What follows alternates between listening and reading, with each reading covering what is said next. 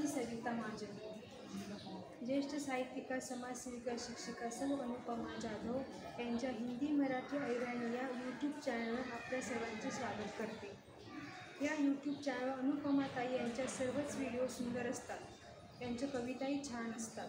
त्यांनी त्यांच्या यूट्यूब चॅनलवर मला माझ्या कविता सादर करण्याची संधी दिली, त्याबद्दल मी त्यांचे मनापासून आभार मानते। आपण सगळ्यांनी मी आतापर्यंत सादर केलेल्या कवितांना चांगला प्रतिसाद दिला, त्याबद्दल मी सर्वांचे मनापासून आभार मानते। आज मी हळूवार हृदयाला स्पर्शून जाणारी अशी कविता सादर करणार आहे।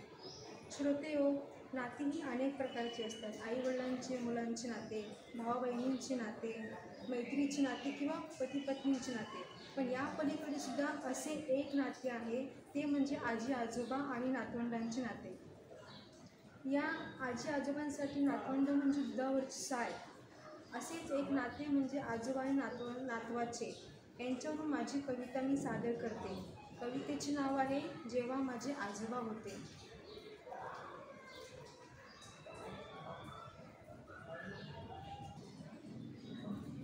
एका नातवाने आजोबाविषयी केलेले छान वर्णन कवितेच्या स्वरूपात मी मांडलेले आहे। माझे आजोबा। जेव्हा माझे आजोबा होते तेव्हा खूप मजा होती। चांदण्या ओंजळीत होत्या, चंद्र माझ्या पुढ्यात होता। जेव्हा माझे आजोबा होते साऱ्यांना माझा हेवा होता, सगळ्यांना माझे कौतुक होते। साऱ्यांना माझा हेवा होता, सगळ्यांना माझे कौतुक होते। माझ्या पुढे गगनही ठेंगणे होते, जेव्हा माझे आजोबा होते। मी आजोबांकडे काही मागितले तर लगेच